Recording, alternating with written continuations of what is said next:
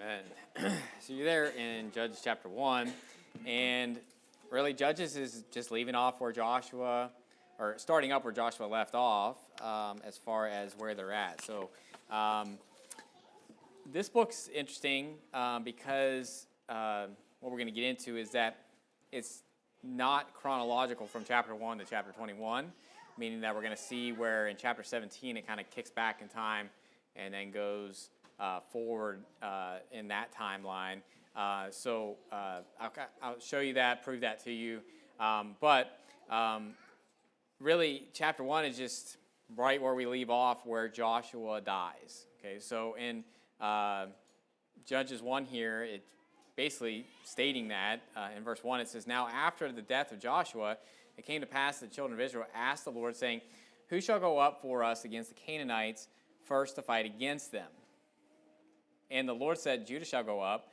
Behold, I have delivered the land into his hand.' And Judah said unto Simeon his brother, 'Come up with me into my lot, that we may fight against the Canaanites, and I likewise will go with thee into thy lot.' So Simeon went up with him. And Judah went up, and the Lord delivered the Canaanites and the Perizzites into their hand, and they slew of them in Bezek 10,000 men." Now what you have to understand is that you say, well, I thought they already got the land, and I thought that this was already said and done with Joshua.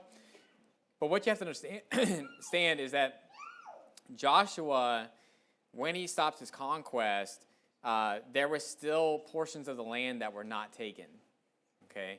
And basically, Joshua stopped at a certain point, and there were still places that still needed to be conquered. But basically, the rest of his life, he just spent in Canaan. And it wasn't until after he died that the children of Israel then started getting the rest of the land. Okay? And so in go to Joshua chapter 11, just so I can show you that. Joshua 11:23 basically is the end of the wars that Joshua was doing to get the land of Canaan. Chapter 12, you deal with the fact of it talks about all the kings that he conquered, right? And so, and then really after that, you're just dealing with the lot of inheritance that's given out. In verse 23, Joshua 11, verse 23, "So Joshua took the whole land according to all that the Lord said unto Moses, and Joshua gave it for an inheritance unto Israel according to the divisions by their tribes, and the land rested from war." So at this point, they're at rest. They're not warring with them. But go to chapter 13, because chapter 13 we get into the lot of the inheritance basically being divvied up, and it's going to divvy it up per tribe, all of that. But notice what it says here in verse 1 of chapter 13. It says, "Now Joshua was old and stricken in years, and the Lord said unto him, Thou art old and stricken in years, and there remaineth yet very much land to be possessed." Meaning that when Joshua was about to die, there was still land to be possessed. Okay, meaning that there were still areas that had not been conquered yet. Most of Israel was, but it's still basically saying there's still a lot here, though, that still needs to be conquered. And specifically, it states what remains, and that's what you see in Judges. So when you're reading Judges, you're like, wait a minute, I thought that was already done. Why are they still conquering stuff? Like, I thought that was already accomplished. But in Joshua 13, before all the other lots are given to the tribes, it states that there are certain lands, or there are certain portions that still remain to be conquered, and that Joshua's not going to be the one that does it. Okay? Because even when Joshua is old, there's still this lot that still remains.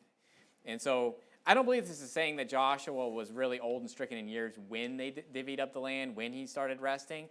I believe it's just basically stating a fact that even when Joshua was really old and he's about to die, there is still a lot of land that they hadn't conquered yet. And that's where Judges picks up. Okay? But specifically, here's where what needs to be taken. It says in verse 2, "This is the land that yet remaineth." Okay, so it's going to just tell you what parts of the land that remains. "All the borders of the Philistines, and all Geshuri, and from Sihor, and which is before Egypt, even unto the borders of Ekron, northward, which is counted to the Canaanite. 5 lords of the Philistines, the Gazathites, and the Ashdodites, and the Ashkelonites, and the Gittites, and the Ekronites, also the Avites." Now, if you know that, that's where Philistia is, like Gath and all these different places that you see here of Ashdod and all these. Basically, Philistia was not conquered in Joshua's day. And when you're in Judges, you see that's being picked up. Okay? And then you also see in Joshua chapter 13, notice what it says here in verse 4. It says, from the south, all the land of the Canaanites, Mira, and that is beside the Zidonians, and Aphek, and the borders of the Amorites, and the land of the Giblites, and all Lebanon, toward the sun rising from Baal-gad under Mount Hermon unto the entering into Hamath.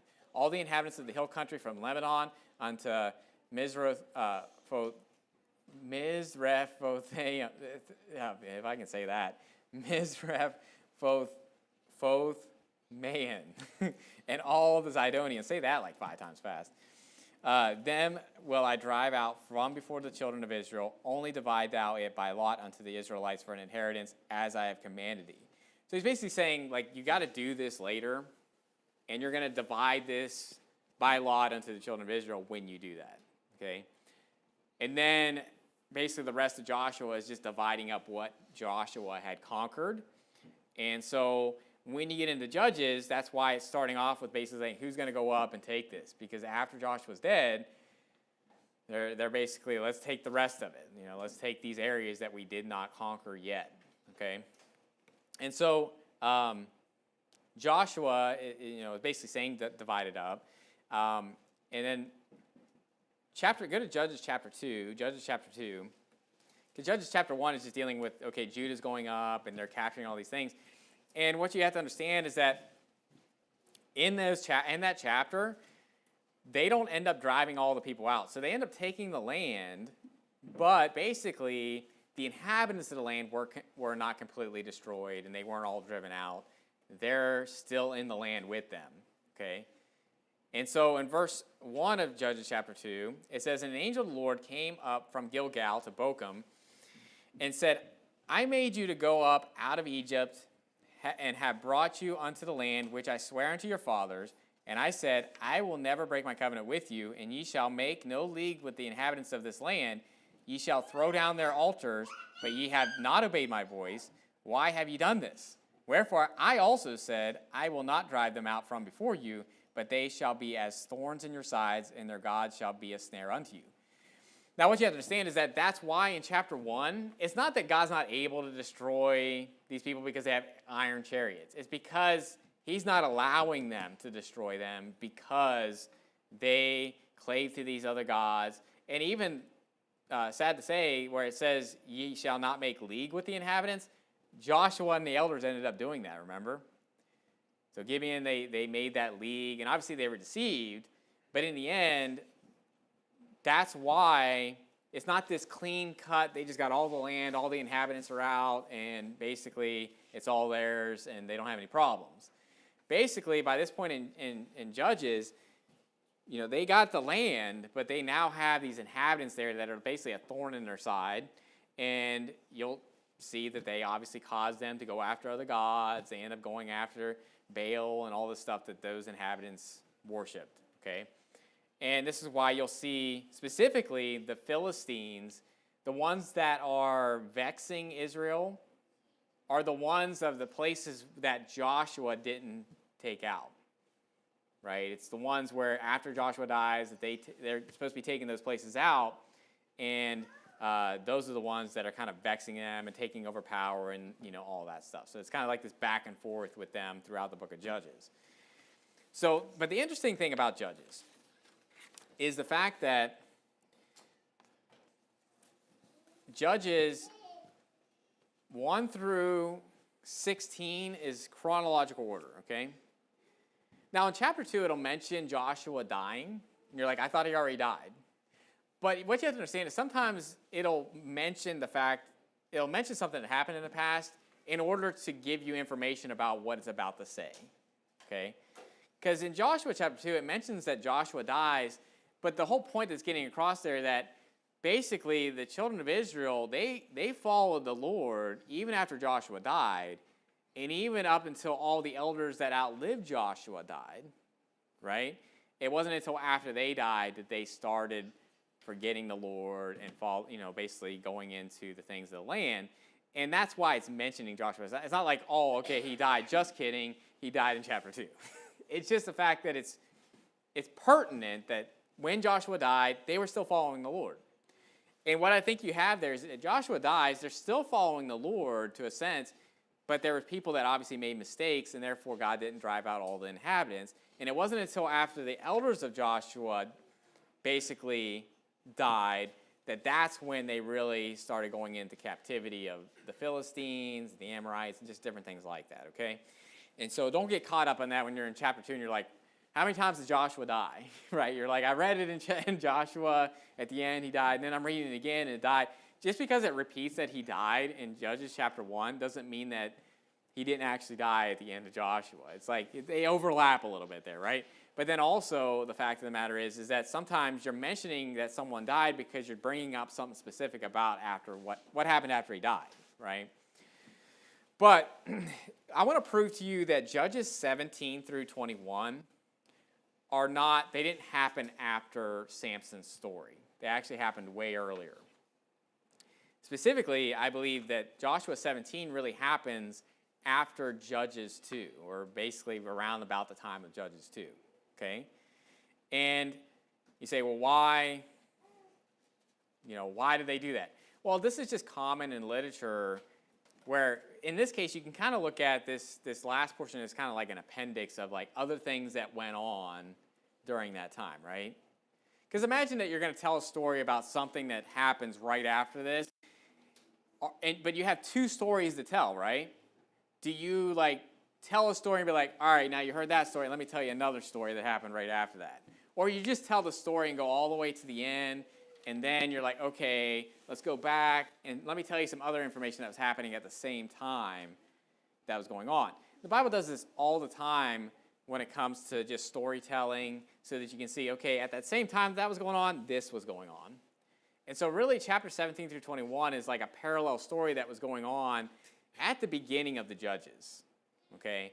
And we're seeing when you go to at the end of chapter 2 into chapter 3, you're really seeing one thing that's going on at that time.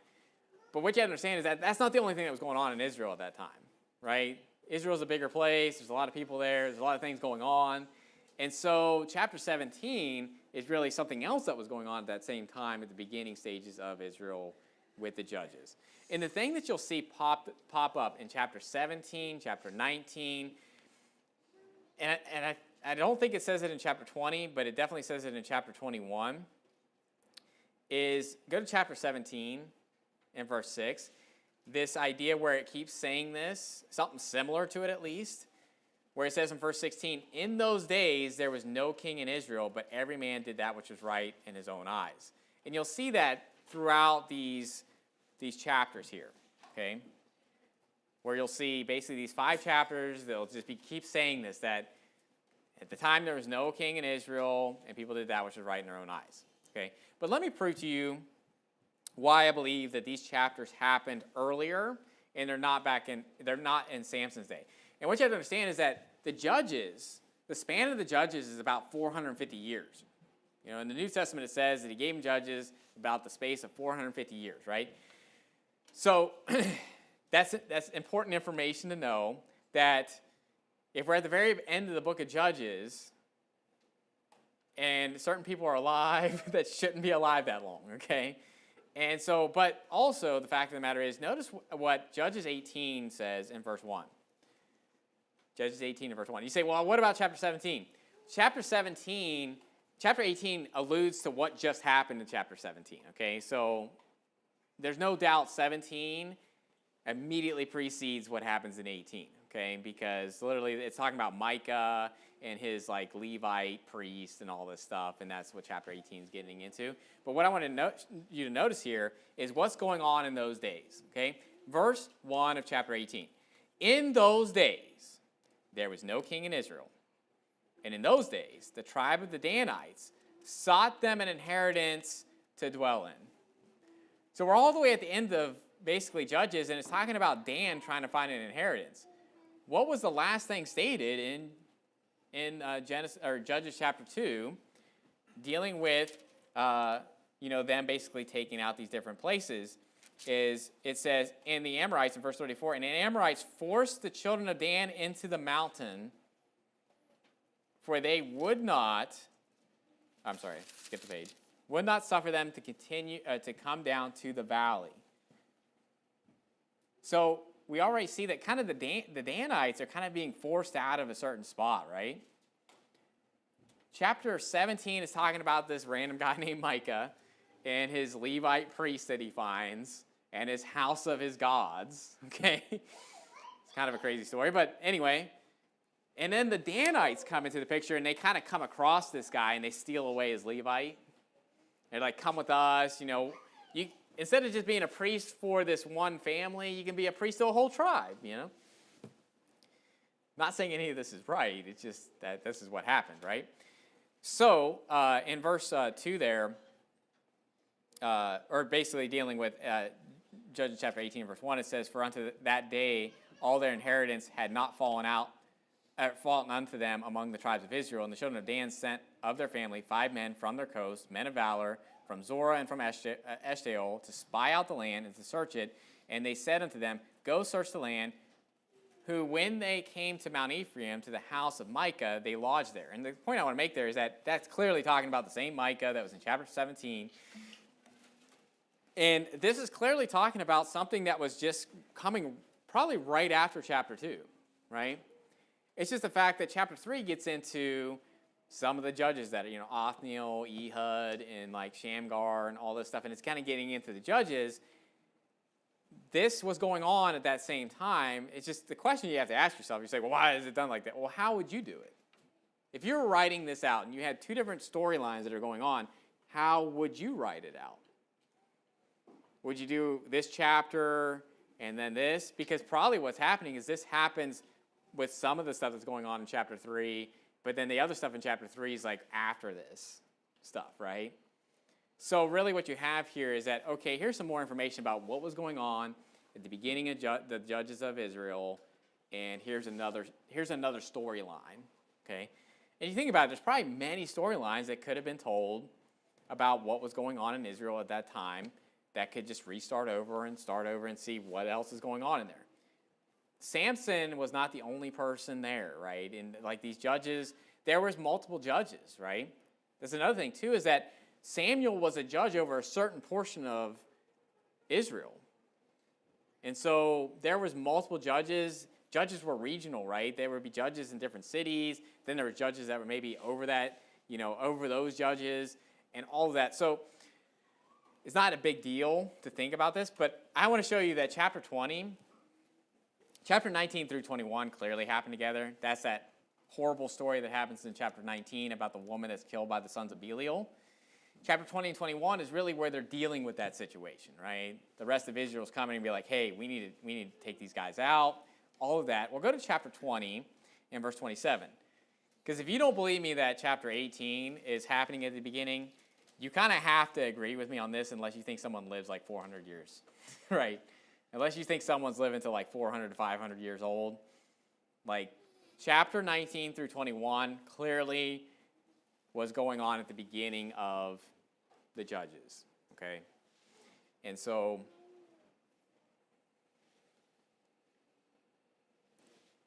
in verse 27, it says, and the children of Israel inquired of the Lord, for the ark of the covenant of God was there in those days.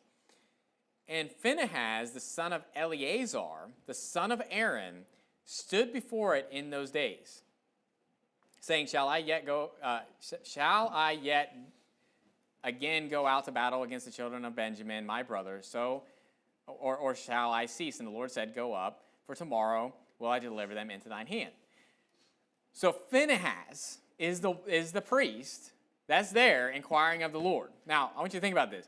Phinehas is the son of Eleazar, which is the son of Aaron. So it's Aaron's grandchild.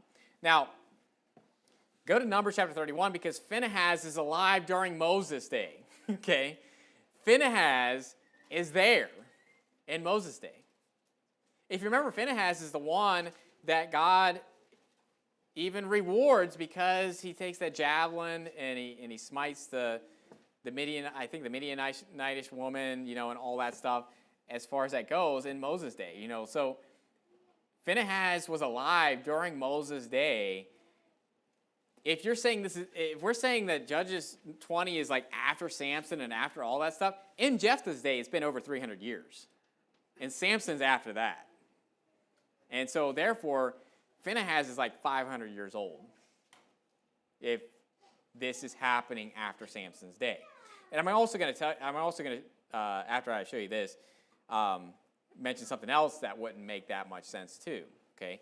Notice in Numbers chapter 31 and verse 6, it says, "And Moses sent them to the war, 1,000 of every tribe, them and Phinehas the son of Eleazar the priest to the war with the holy instruments and the trumpets to blow in his hand." I don't know if you know this, but in Numbers 31, Moses is still alive, and they haven't even taken the promised land yet. Okay? So it actually makes more sense that, okay, chapter 17 and 18, the Danites are trying to get their inheritance. It's kind of picking up where Judges 2 leaves off. And then, basically chapter 19 is kind of going right after that, and Phinehas is still alive. He's still alive, and obviously Eleazar is dead. His father's dead, but Phinehas is still alive at that time, and this stuff is going on. But I want you to think about this too. When they destroy the Benjamites, if you remember, the last chapter is really just dealing with, okay, we don't want this tribe to cease to exist. So we need to basically somehow help this tribe, like, have children again or something like that, basically. And if you remember, they're like, well, just have them go out to the fields and catch one of those, like, gypsies that come out there, right? And it's like this crazy story where they're just like, yeah, just go find some wives in the field somewhere, right? But I want you to think about this, is that basically the tribe of Benjamin was completely, almost decimated. And what's the next thing you really see on the timeline of the Judges? You see Samuel, and then you see Saul coming on the picture, which is of Benjamin. And the thing that you have to understand there is that if that just happened, you're kind of like, where did all these Benjamites come from, right? Like, how did they all just kind of all of a sudden pop up again? But if you say, well, no, this happened 400 years earlier, well, yeah, you had 400 years for that tribe to rebuild again to where that's not an issue at all, okay? That's just kind of a side note as far as, like, the fact that this makes sense. Besides Phinehas not being 500 years old, okay, is the fact that this is a story that basically picks up where chapter 2 is at, and it's just kind of like, oh, okay, we've gone through this whole timeline, let's go through another timeline, okay? And anyway, so just to note that, I know when I was reading through Judges, I had no idea that it basically went back in time. And I'll say this, it didn't like I wasn't just like, what's going on here, But once you see Phinehas, you're like, wait a minute, what's going on? And then you kind of put two and two together and all that, okay? And what that really comes down to is Samson is really coming to the end. And Samson's of the tribe of Dan. And so Dan's already established as a tribe. They have their inheritance, and Samson is a judge of the tribe of Dan. And then it goes on to talk about Dan after Samson. So it's kind of like, if you think about it, it ends this story about the judge that was of the tribe of Dan, and it's almost like here's the backstory of what happened with the tribe of Dan and how they got their inheritance and then all that stuff. So anyway, so that being said, chapter 1, chapter 16, chronological order about events that are going on of the Judges. But then chapter 17, kicking back in time, kind of going back to the beginning of Judges, and then you see some other information that's going on. And really, it kind of makes sense that we're kind of left on a cliffhanger with what happened to Dan. It's kind of like Dan, all these others, if you read through chapter 1, you'll see, well, they took the land, but they didn't drive it out of the inhabitants, right? But then Dan is kind of like, and the Amorites forced out Dan. And you're kind of left with this little bit of a cliffhanger of like, what happened to Dan, Whereas chapter 17 and 18 kind of fill in that gap of, okay, here's what happened with Dan. And obviously, if you've read the story of Samson, they figured it out, right? Something happened to where they had their inheritance. So Anyway, that being said, it's just something interesting on how it's framed there. And I kind of already mentioned this in chapter 2, that basically in chapter 2, go to chapter 2.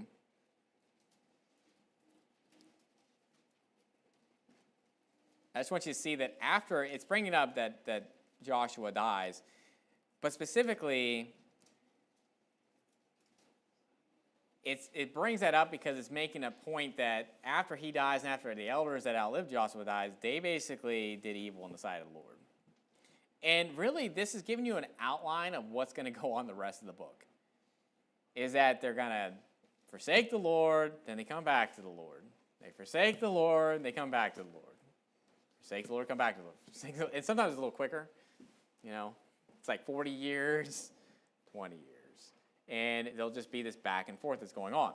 And in verse 10 there, it says, and also all the generation were gathered unto their fathers, and there arose another generation after them which knew not the Lord, nor yet the works which he had done for Israel. So basically after Joshua's gone, basically everybody that was alive to see all the things that were done, at that point, it's like we had this new generation that knew not the Lord, and and it says in verse 11 there, it says, and the children of Israel did evil in the sight of the Lord, and served Balaam. Now, I was just talking to somebody about the 1,000-year reign. And actually, my younger brother was just talking to me about it. He's like, I just don't get how people won't follow the Lord during that time, right? I mean, the Lord Jesus is there. All this stuff happened, but what you have to understand is that there's going to come a point where all those people die that knew what it was like before the 1,000-year reign. They knew what was going on before that. And people that are born into the 1,000-year reign are just kind of like, this is what it is. To them, that is reality, and there was nothing else besides that. Whereas if we were going into it, it'd be like, man, things are different now. We know what happened before. And it's interesting because after that generation dies, it's like, that's when they start doing evil, before the Lord and all that stuff. So there's nothing new under the sun. It's kind of like the same reasoning of why there'll be people that won't believe during the 1,000-year reign, and why the devil's going to be able to basically round up all the people that don't believe. It's kind of the same principle that's been done over and over again throughout history. Okay, but it says here in verse 12, it says, and they forsook the Lord, of the God of their fathers, which brought them out of the land of Egypt, and followed other gods of the people that were round about them, and bowed themselves unto them, and provoked the Lord to anger. And they forsook the Lord, and served Baal and Ashtaroth. And the anger of the Lord was hot against Israel, and he delivered them into the hands of spoilers that spoiled them, and he sold them into the hands of their enemies round about, so that they could not any longer stand before their enemies. Whithersoever they went out, the hand of the Lord was against them for evil, as the Lord had said, and as the Lord had sworn unto them, and they were greatly distressed. So basically, that's exactly what they did. After all the elders that died, and everybody that knew what happened before, they just forsook the Lord and started going after other gods. Verse 16, nevertheless, the Lord raised up judges, which delivered them out of the hand of those that spoiled them. So basically, this is the storyline of Judges. They forsake the Lord, a judge is raised up to deliver them out of the hand of their enemies, and then they have rest a certain period of time, and then basically, and then it goes on to say in verse 17, and yet they would not hearken unto their judges, but they went a-whoring after other gods and bowed themselves unto them. They turned quickly out of the way which their fathers walked in, obeying the commandments of the Lord, but they did not so. And when the Lord raised them up judges, then the Lord was with the judge, and delivered them out of the hand of their enemies all the days of the judge. For it repented the Lord because of their groanings, by reason of them that oppressed them and vexed them. And it came to pass, when the judge was dead, that they returned and corrupted themselves more than their fathers, in following other gods to serve them and to bow down unto them. They ceased not from their own doings, nor from their stubborn way. This is literally just, pretty much, if you want an abridged version of the book of Judges, that's it right there. They forsake the Lord, God raises up a judge, And the judge delivers them out of that. They have rest. The judge dies. They go back into following the things of the world and to other gods. And then he raises up another judge, and then they deliver him out of their hand. And then that judge dies, and then they go back into the things of the world and go back into other gods. Literally, that's the same song and dance throughout the whole book of Judges. And it's just this up and down, of what's going on. And really, when you get to the kings, is it any different? And you think about it, with the kings of Israel and Judah, Israel is just like straight down to hell. Like the kings of Israel, it's like Jeroboam the son of Nebat kind of starts off okay, golden calves, straight down. And then you have this like little blip where Jehu comes in there, and you're like, oh no, down. But pretty much every king of Israel, horrible, besides Jehu, and then Jehu doesn't really follow the Lord with all his heart anyway. And then you have Judah, it's like, David and all this stuff, but then Rehoboam is just like, I don't know, you go downhill, and then like Asa, okay, we're getting a little better. Joshua, yeah, you go down again, and then Hezekiah comes back up, and you're like, okay, I'm up here looking good. Manasseh, just down into the pits of hell. And then Josiah is kind of like this one little blip before they go right into captivity. So it's kind of like this up and down that goes with the kings as well. So this is kind of a quick little synopsis of what the book of Judges is about. Is really that right there. Now I'm going to kind of just go through the chapters here as far as who's in the chapters, what the chapter's about. Again, this is quick because we don't have that much time to go through all the details here. And so chapter 3, like I said, in chapter 2, you could really pick up chapter 17 and be like, okay, what happened with the tribe of Dan and their inheritance, and what happened over here with, this man and his concubine and everything and all that. But chapter 3, we're going to have 3 judges mentioned: Othniel, Ehud, and Shamgar. Okay? Now, I'm going to talk about Ehud because he's the coolest one in this whole. I mean, if you have a favorite in this chapter, it's going to be Ehud. Okay?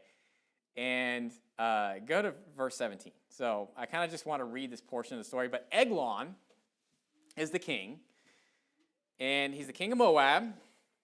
And obviously, Moab's vexing the children of Israel. But Eglon is a very fat man. Okay, so notice what it says here in verse 17. And I didn't just, be like, oh, man, you're just making fun of this guy. I wasn't there, and I didn't write it. This is what the Bible says. It says in verse 17, and he brought the present unto Eglon, king of Moab, and Eglon was a very fat man. Now, if that doesn't make you laugh, I don't know what will. You're reading the Bible, he's like, he was a very fat man. It's like, okay. In verse 18, now Ehud is basically coming to him, and he's kind of basically saying like, hey, I'm just bringing a present and all this stuff. Now, the thing about Ehud is he's left-handed, okay? And he ends up putting a dagger on his right thigh, okay? So basically, you say, well, how did they not know he had a weapon? Well, most people are right-handed, right? So you'd normally have it on the other thigh, right? Think about if you had a sword, you're probably going to have it on like this side so you can draw it out. Like the whole point is like easily drawn when it comes to a weapon, right? So most people are going to have it on their left side because it's easier to draw the weapon with their right hand. But since he's left-handed, it's actually over here. So if you imagine if, like, probably a reason why this got past all the guards, that he had this dagger, is one, it's a dagger, but two, it's not usually in the spot where they'd maybe think it would be. They would probably be checking this side more than the other side, okay? But either way, he basically comes up to give him a present. Verse 19, and it says, but he himself turned again. I'm sorry, did I read? Yeah, no, I didn't get past the fat man thing. In verse 18, it says, and when he had made an end of offering the present, he sent away the people that bear the present. But he himself turned again from the quarries that were by Gilgal and said, I have a secret errand unto thee, O king. Who said, keep silence. And all that stood by him went out from him. So basically, get the picture. Ehud's like, I got the secret errand for you. This is a secret. So basically, he gets all the people, like Eglon gets all of his people out of the room. So basically, Ehud can tell him this secret. Okay? And it says in verse 20, it says, Ehud came unto him, and he was sitting in a summer parlor, which he had for himself alone. And Ehud said, I have a message from God unto thee. And he arose out of his seat, And he had put forth his left hand and took the dagger from his right thigh and thrust it into his belly. Now, I don't know if that's like the coolest thing I've ever heard in my life. Like, he's coming up to me like, I got a message from the Lord for you. And he takes the dagger and stabs him with it.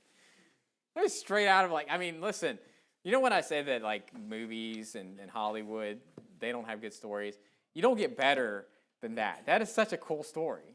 So it's violent, nonetheless, right? But at the same time, he gets everybody, I got a secret to tell you, and I got a message from the Lord. You're dead. And first, he thrust it into his belly, and then it goes on to say, and it says, and the haft also went in after the blade. So you imagine a blade kind of has like that stopping point there, and that went in as well, because it says, and the fat closed upon the blade so that he could not draw out the dagger of his belly. So he's so fat that basically when he stabs them, he loses his dagger. It's gone. The fat just encloses it. And the dirt came out, and obviously that gets into a little more graphic stuff as far as what was going on. He obviously killed the guy. But listen, kids, if you think the Bible's boring, how is that story boring, right? You're like this very fat man, and he's like, I got a message from the Lord. Stabs him with a dagger. The guy's so fat that the dagger literally gets stuck inside of him, and the fat encloses around it. Like I just picture this blubbery man, and his fat goes around, and it's just like gone. And I can imagine Ehud's just like, that's my favorite dagger. He's probably maybe a little disappointed that he lost his dagger, but he got the mission accomplished there. Judges is kind of filled with these kind of cool stories that are not as well known, okay? But if that doesn't pique your interest, read the book of Judges. And listen, Judges has probably the most hardcore stories in it than any other book. Judges 19, to me, is probably the hardest story to read in the whole Bible. And, these stories are kind of cool, where you're just like, it's a good guy taking out a bad guy, and it's kind of making fun of the bad guy at the same time, and it's just like, that's the way this guy goes down, okay? So, that being said, it ends with Shamgar. So, Othniel, Ehud, and Shamgar, and really Ehud's story's a little longer in there, to where you really get to see more information about that. And anyway, Ehud escapes, and he judges Israel and all that. So, chapter 4 and 5 are dealing with Deborah and Barak. Not to be confused with Barack Obama, but it is spelled the same. But Deborah is actually considered a judge over Israel, okay? And the thing is that you say, well, okay, but why is she a judge? And this is where, Joyce Myers will get in and be like, see, Deborah. But what you have to understand is that just because a woman is a judge over Israel doesn't mean that's the ideal situation in the way that God wants it, okay? Meaning this is that I want you to note what it says in Isaiah 3 and verse 12. It says, as for my people, children are their oppressors, and women rule over them. O my people, they which lead thee cause thee to err, destroy the way of thy paths. So let me ask you a question. Is it a good thing that Deborah is having to lead over? Now, I'm not here to say Deborah's a bad person or anything like that, but it really comes down, this shows you the state of Israel at that time. Okay? That there's no man to step up to the plate, that a woman has to step up. You know what it kind of makes me think of is how, basically, in a lot of cases in families, the woman has to step up and do the man's role because the man is such just incapable of doing what he's doing. And my hat's off to the woman that would try to take that role and try to do what she can because the man's just not doing it, right? But is that the way it should be? Is that that's great, we should have more women judges? No, you should have men that'll stand up and do their job, is what you should do, right? So this is kind of a good story to see, hey, there are cases where women are ruling. It's not a good sign for our nation when women are ruling. It's not a good sign. But it doesn't mean that every woman that's in those positions is wicked as hell either. Okay, so that's kind of something to think about too. Is that there are women that are in those positions, but maybe they're not reprobates and we should just disdain them. It just shows you the state of our country. It really just kind of shows you where we're at. And really, Deborah keeps trying to pass off like, hey, Barak, you need to do this. You need to do this. And Barak's like, only if you come with me will I go do this. It's like, if it doesn't tell you that the men are not willing to stand up in that generation, I don't know what will. And Deborah's like, basically, I've risen up a mother in Israel, you know. She's not claiming to be a man. It's not like, you know, I'm the man, I wear the pants. It's just more like she's like, I have to become the mother of this nation. Kind of like how a queen would be set up in a nation to rule and all that, okay? That being said, chapter 4 tells the story about how Sisera is killed and all this stuff, but then chapter 5 is a song. So it's kind of basically a song of what happened, kind of like how you had the parting of the Red Sea in chapter 14 of Exodus. Chapter 15 is the song about it, right, where Miriam sings and they sing about it. So it's kind of recapping what happened in chapter 4, okay? But I got to tell you the story that happened. I got to at least read you a little excerpt to pique your interest. Be like, you know, the Bible's boring. I don't know, Ehud sounds pretty cool to me. How about Jael? Okay, ladies, young ladies, you want a cool story that involves some violence? Okay, is Jael? Okay, in verse 18. Okay, verse 18. So in the story, you not only have Deborah, who's a woman that's judging over Israel, and Barak's basically like, if you go with me, I'll do this. But Jael, a woman, the wife of this man, is the one that actually kills the leader here. I mean, it's like she's the one that kind of brings to pass peace in Israel.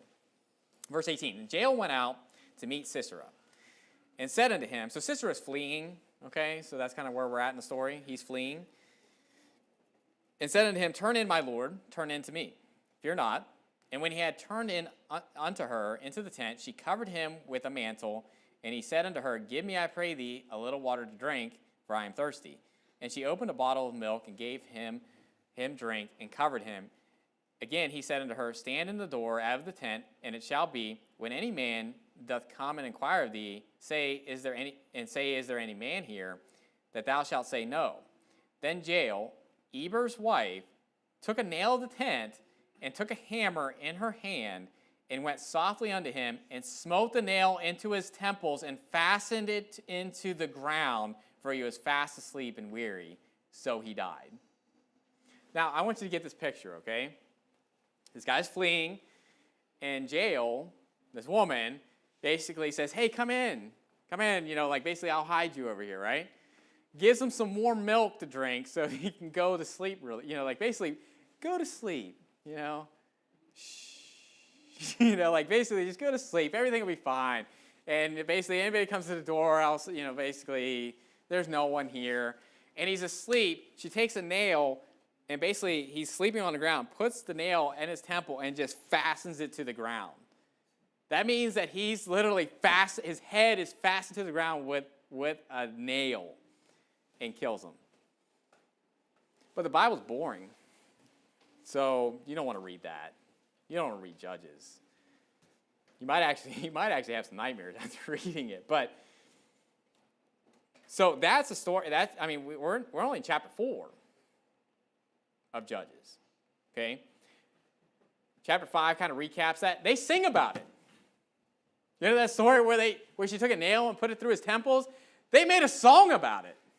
And they sang about it. And we're merry about it. So anyway, they'd be like, oh, you know, you shouldn't be happy. You shouldn't be happy that some wicked person dies. Well, tell that to the house of Israel when they made a whole song. There's a whole chapter dedicated to singing about how Sisera's head was nailed to the ground. Okay? Chapter 6 and through 8, we're dealing with the story of Gideon. So this is, I would consider a very famous story of Gideon and his 300. You know, there's other things in history where you've had really small groups of people that would defeat a really large army. But the Bible has this all the time. You know, you have like the famous like movie that came out, Leonidas, or it's like the 300 or something like that. It was like dealing with the Grecian Empire and King Leonidas and against the Persians and all that stuff. And basically, in the end though, I don't know if you know this, spoiler alert, but they all died. Like the 300, they kind of fended them off, but they ended up all dying. And King Leonidas died as well. In this story, there's 300 men of Israel, and they won against a nation that was like the sand of the sea. Okay? And so, but in this story, chapter 6 is really dealing with how God's kind of he's calling Gideon to destroy the Midianites, and there's this whole back and forth as far as like he needs a sign, as far as like, are you really wanting me to do this? And he's like, okay, I'm going to put a fleece out, and I want the fleece to be wet and everything around it to be dry. And then he wrings it out in the morning. Everything around him's dry, but the fleece is wet. But that's not good enough because someone could have just dumped a bucket of water on it, in the middle of the night, and who knows, So he said, okay, I want the opposite. I want the fleece to be dry and everything else around it to be like wet with dew, right? And it was dry, and he's like, okay, that's good enough. So basically, that chapter 6 is kind of dealing with that. Also, we have where he destroys the altar of Baal, and his father, they go to his father and basically say, we want to kill Gideon because he did this, and his father's basically like, well, if Baal's a god, then have him plead for himself, and therefore that's why Gideon's called Jerubbaal. Basically, that the Baal should plead for himself, right? It's basically making a point, like if Baal's some great god, let him deal with him himself, right? And so that's why in Judges, you'll see Gideon referred to as Jerubbaal. So he kind of gets that name because of what he did there. But in chapter 7 is where you get this story of Gideon and his 300. And notice what it says in verse 7 here. It says, and the Lord said unto Gideon, by the 300 men that lapped will I save you and deliver the Midianites into thine hand, and let all the other people go, every man unto his place. So if you know the story, there was 32,000 men with Gideon, and the Lord said, too many people. You're going against an army of like innumerable army. And he's basically, no, 32,000 is too many. So what he says is that, well, anybody that's faint-hearted, let him leave. And I think he was either left with 10,000 or 10,000 left. And I can't remember exactly. Forgive me, okay? But basically, I think he had like 10,000 left. So I think like 22,000 left because they were faint. And basically, they were afraid or whatever, right? And so he said, but that's too many. 10,000 people too many to take on this army of like over millions, right?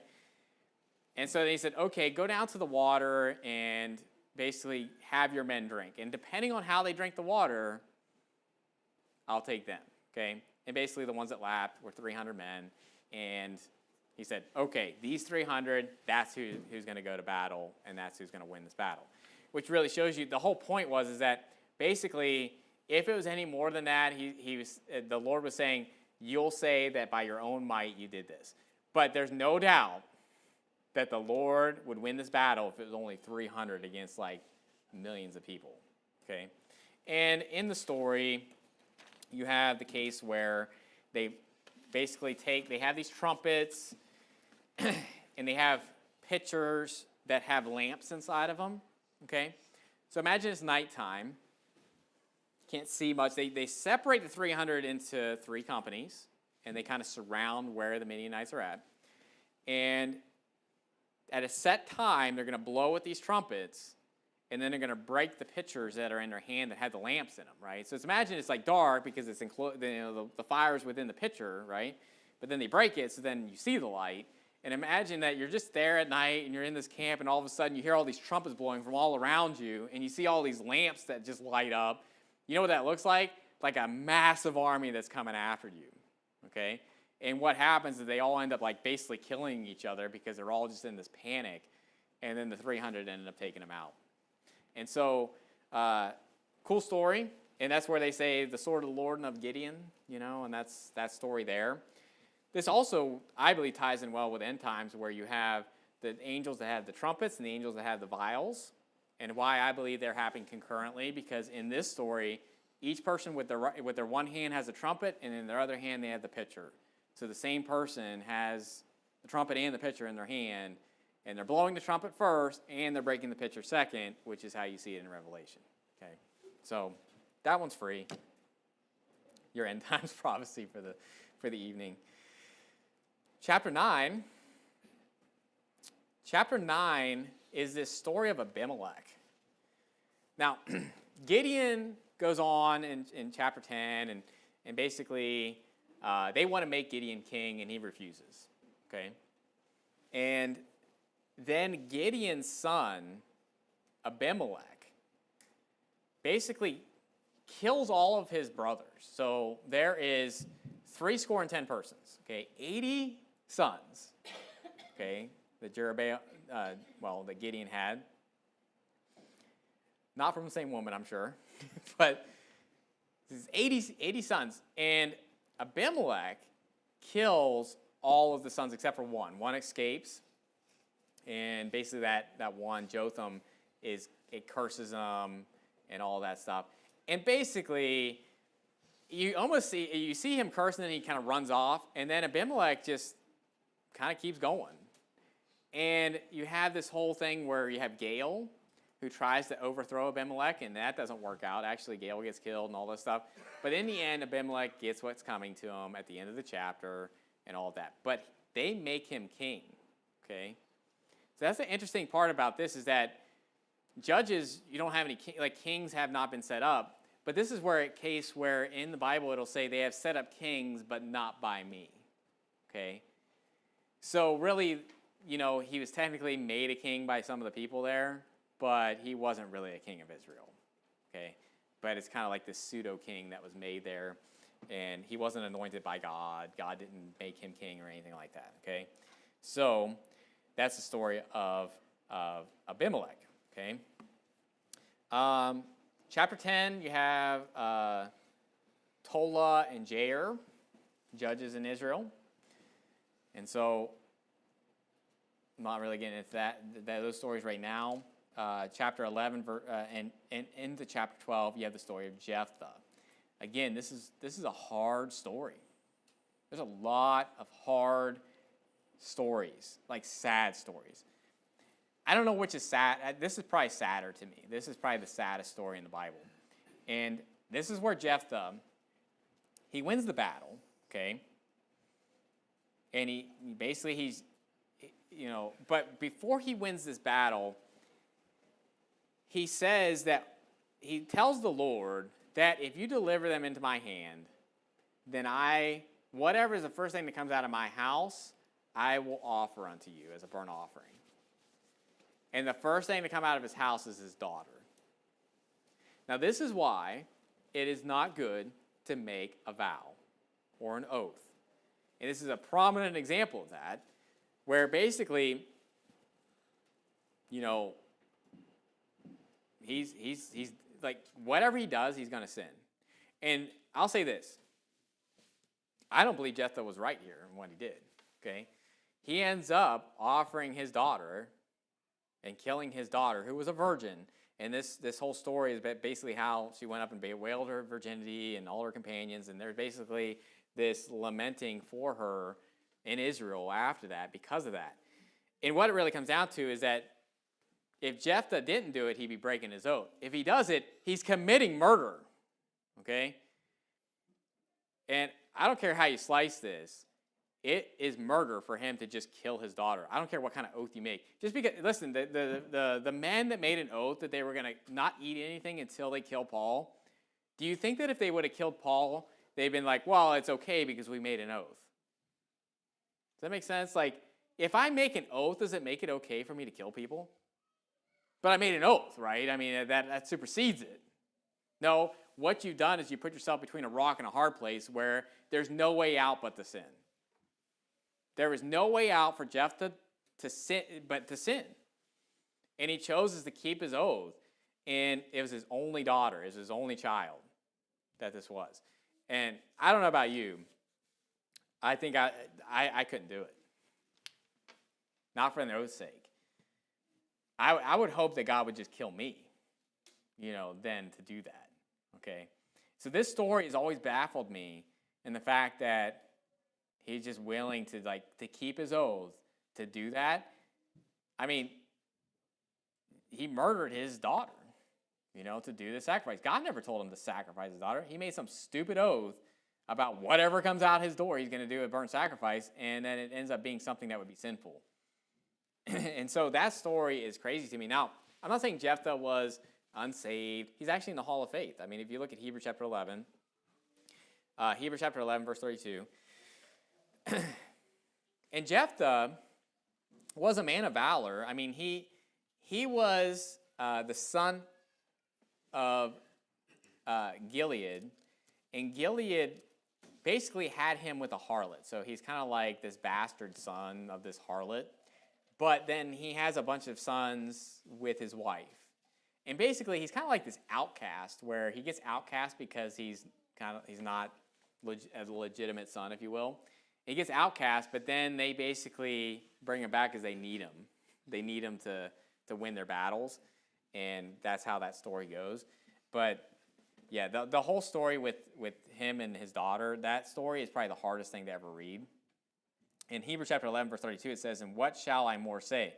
For the time would fail me to tell of Gideon, and of Barak, and of Samson, and of Jephthah, and of David also, and Samuel, and of the prophets." So we're talking about all these people that by faith did all these things. And it's not to take away that, Jephthah did these things. Just as much as Barak did stuff too, but I mean, no one's looking at Barak and be like, I want to be that guy, right? That's who I want to emulate.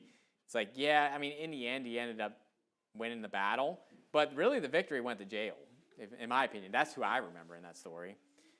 But that story with Jephthah is, if you want a tragedy story to read that story of Jephthah and his daughter, because that is a horrific tragedy. Chapter 12, at the end of chapter 12, so it kind of ends, Jephthah's story ends in midst of chapter 12. Chapter 12, let's say chapter 12b, you get other judges, Ibzan, Elon, and Abdon. And then in chapter 13 to 16, if you remember, this kind of ends the chronological order of the book of Judges until it kind of resets in chapter 17. You have the story of Samson. So if I were to think of a story, like if I was to think of Judges and a story, I'm thinking Samson. Okay? We were just talking about lifting earlier, and, maybe that's just why. I think of Samson. Gideon, yes, but Samson probably above that. Maybe it's because there's more chapters, dealing with Samson. But chapter 13 through 16, you're dealing with the story of Samson. Chapter 13, you're dealing with the birth of Samson. And you kind of have this miraculous birth, and the angel tells Manoah that his wife's going to conceive. And basically, he's going to be a Nazirite from birth and all of that. And, basically he has this great strength. And he judges Israel for 40 years. But the thing is that there's certain things that happen throughout his life. He ends up taking a lion and ripping it in half. It says he rents a lion in half. And then when he comes back to the lion, in the carcass of the lion is basically a beehive. And there's honey in it. And that's where he comes up with that whole riddle about what's stronger than a lion, sweeter than honey, Anyway. But there's other stories where he kills all these Philistines. And basically, it's him against the Philistines, and you have the famous story of Samson and Delilah. So the story of Samson and Delilah is the fact that Samson obviously loves Delilah, but Delilah is being paid by the Philistines to basically tell them where his strength is coming from. And basically, he keeps kind of telling her things that aren't necessarily right.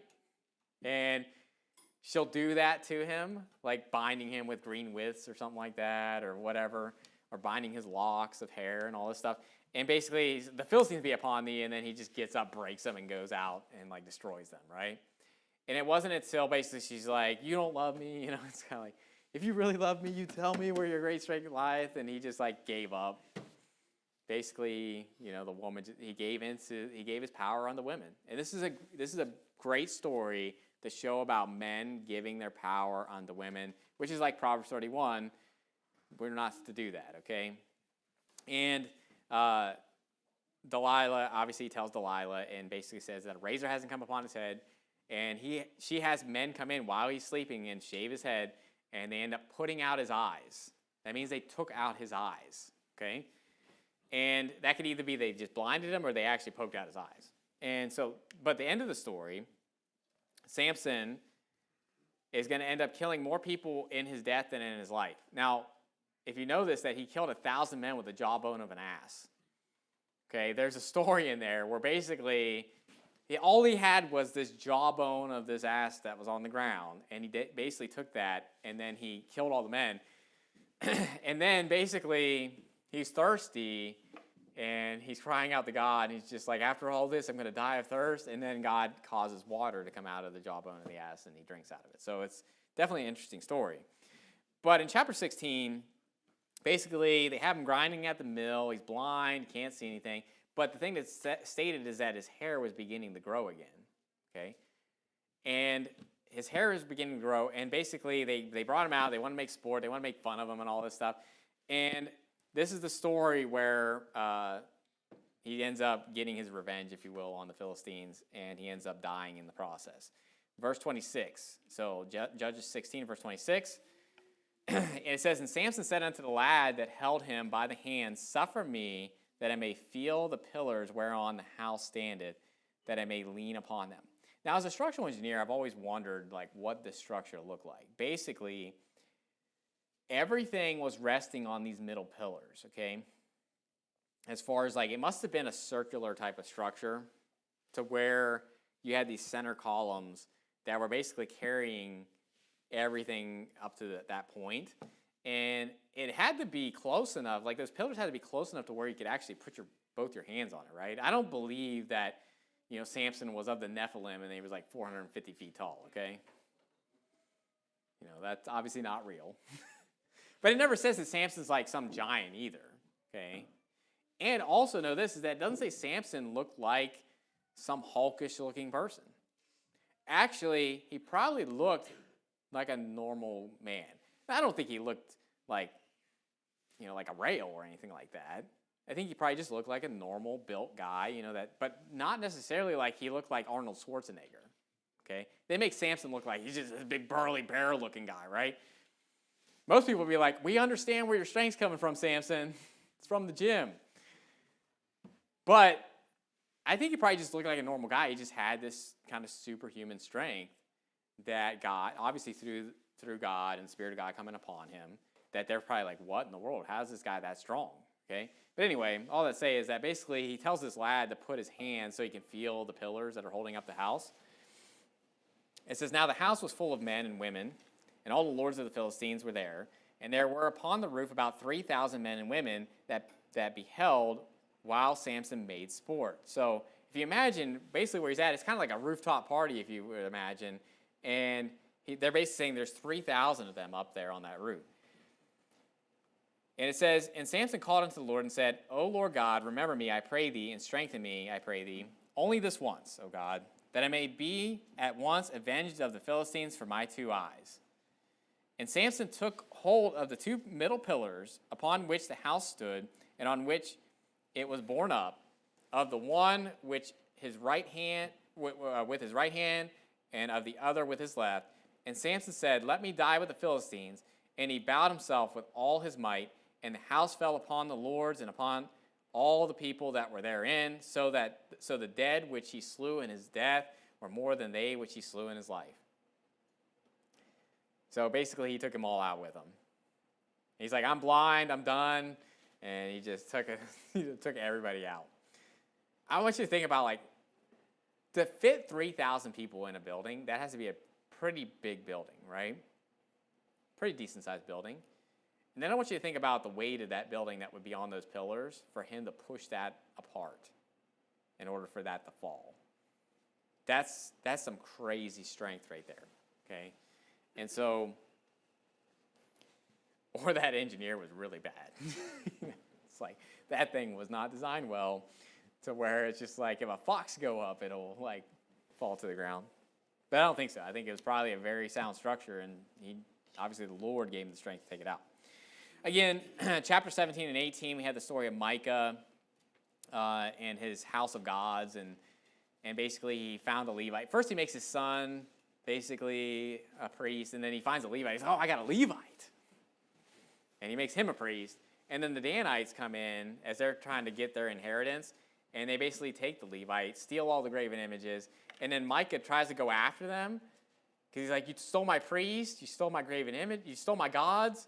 And they're like, don't speak too loudly before one of us come up and kill you, basically is what they say. Something to that effect. It'd be like, watch how you speak to us, lest we be angry and we come and smite you, right? And I always think that's hilarious, because then he goes away. It's like, watch your tone, and all that. So chapter 19, we had the story of the sons of Belial, and basically chapter 20 and 21 is all in response to what happens in chapter 19. But probably one of the most, when you read that story, it's probably one of the hardest things to read. And in the last verse is probably one of the best ways to end something like that. Okay? Look at the last verse of chapter 19, verse 30. It says, "And it was so that all that saw it said, there was no such deed done nor seen from the day that the children of Israel came up out of the land of Egypt unto this day. Consider of it, take advice, and speak your minds." And you're just like, like when you read that story, you're like, man, that was rough. So I don't suggest you necessarily read that story before you go to bed, because that's definitely a horrible story. Like, it's obviously the Word of God. It's wholesome words. Don't get me wrong. It's not like it's crude or anything like that. But it's a very depressing, tragic story. Okay, and the book of Judges it got stuff like that. There's a lot of interesting stories in there. The book of Judges is not a boring read. Maybe the first couple chapters where you're kind of getting where they're like taking over the rest of the land, you get past that, it is not a boring read. If you can't read through the book of Judges, you need to work on your attention span. You just need to work on that, because I don't know how you can read through those chapters and not be like, that was cool, that was crazy, and all that. So, let's end with a word of prayer. Dear Heavenly Father, we thank you for today. Thank you for the book of Judges, and pray that you help us to read it, know it, to learn lessons from it, Lord. And just thank you for these stories that we have to read of events that happen. And Lord, just help us to be glorifying to you, if anything, to know that when we're at rest, we're prone to forget you, Lord. And we just pray that in days of prosperity and rest, that we would remember you and that we wouldn't stop following you. And Lord, we love you and pray all in Jesus Christ's name. Amen.